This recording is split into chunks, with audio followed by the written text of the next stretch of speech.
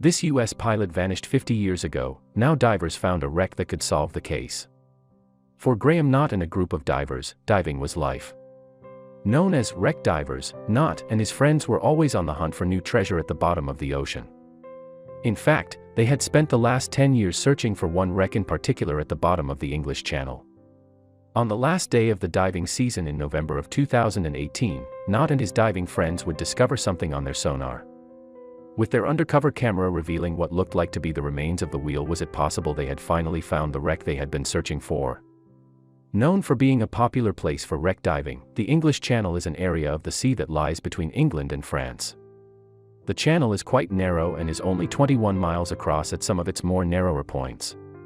Although the channel is quite cold and most divers prefer warmer waters in the Red Sea or the Caribbean, the treasures that can be found in the English Channel can't be beaten. Why? Well, due to the many wars in the area, sunken vessels are quite common in the channel. Unlike the crystal clear waters of the Caribbean, the waters of the channel are pretty murky. There is also a risk due to it being the world's busiest commercial shipping lane. Thankfully, the abundance of wrecks makes it worth all the trouble. Due to the many sea battles that took place in the English Channel, the treasure that can be found is endless. From sunken plans to warships and tanks, the two world wars left plenty behind in its wake. And for divers like Knott and his crew, they were ripe for the taking. Knott and his group, the Deeper Dorset, had great success throughout the years searching for wrecks. In the 1990s they discovered the wreck of the Arakan, a trade ship that had made trips between India and China. An amazing find, the ship had sunk in around 180 feet of water when it collided with another ship in 1874. Can you imagine how incredible that would be to explore? Another ship that Knott and crew discovered was the wreckage of the Minnesota, a cargo ship that had been sunk by a German submarine. The sunken vessel was filled with silver bullion and Knott had the opportunity to be the first diver to reveal the ship's location.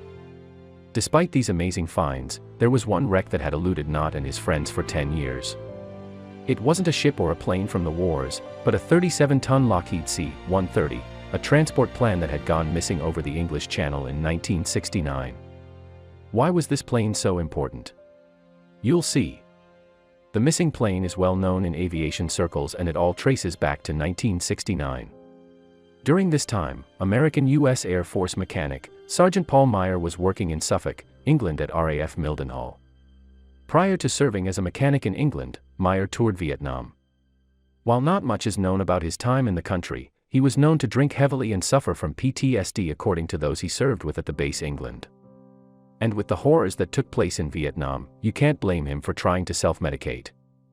Another cause of stress for Meyer was he had been recently married prior to being deployed.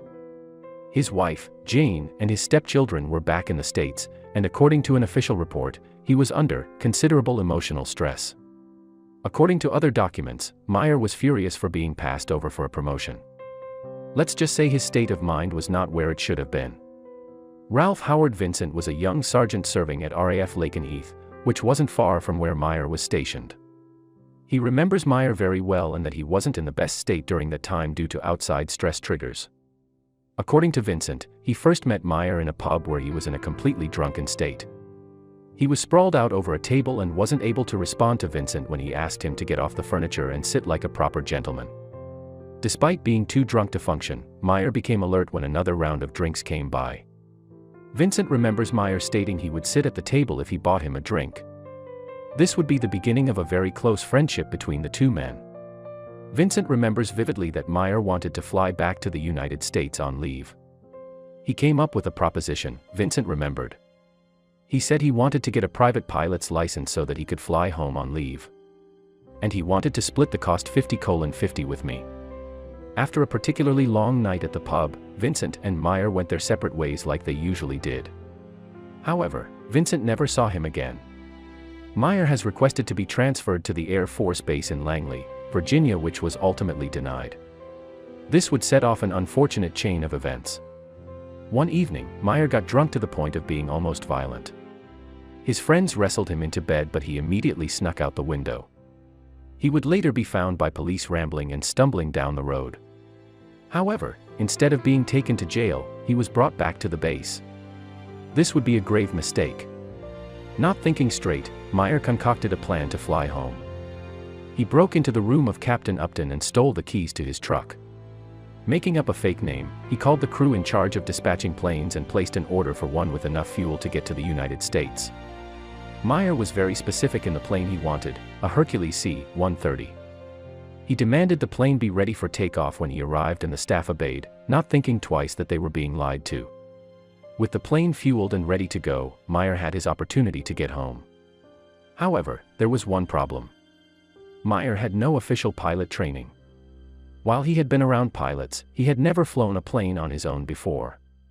However, this didn't stop him. He guided the plane down the runway and took off into the air.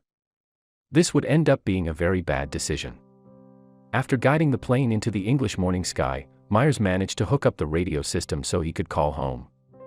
When he told his wife he was on his way home, she was shocked. Jane knew her husband couldn't fly a plane and immediately became quite panicked. The last words that Jane remembers from her husband were, "Babe, I've got some trouble. I'll call you back in 5." After their call, the plane crashed into the English Channel. Meyer's body was never found, despite some wreckage washing up on shore. According to Jane, she could never get a direct answer as to why her husband managed to get a plane in the air and then subsequently crash it. Why did he crash like that? You know, the US Air Force never told me he'd crashed. No one told me he'd crashed. I just got a telegram to say the plane was lost, Jane told the BBC. I'm sure I've not been told the whole truth. While there were many rumors as to what happened to the plane, some believed it was shot down for containing sensitive documents on board. For Grahame Knott, it doesn't matter. Regardless of why it crashed, he was determined to find the wreckage. When speaking with the BBC, Knott revealed his obsession with the plane wreck was quite simple. Honestly, I ask myself that question all the time, and I just keep coming back to the image of young Meyer up there in that plane, completely alone, and I guess I'm just doing it for him. He was just a kid, you know. Just a homesick kid. Due to the lack of high-tech equipment and a minimal budget, Knott and his diving buddies could only spend so much time out on the English Channel.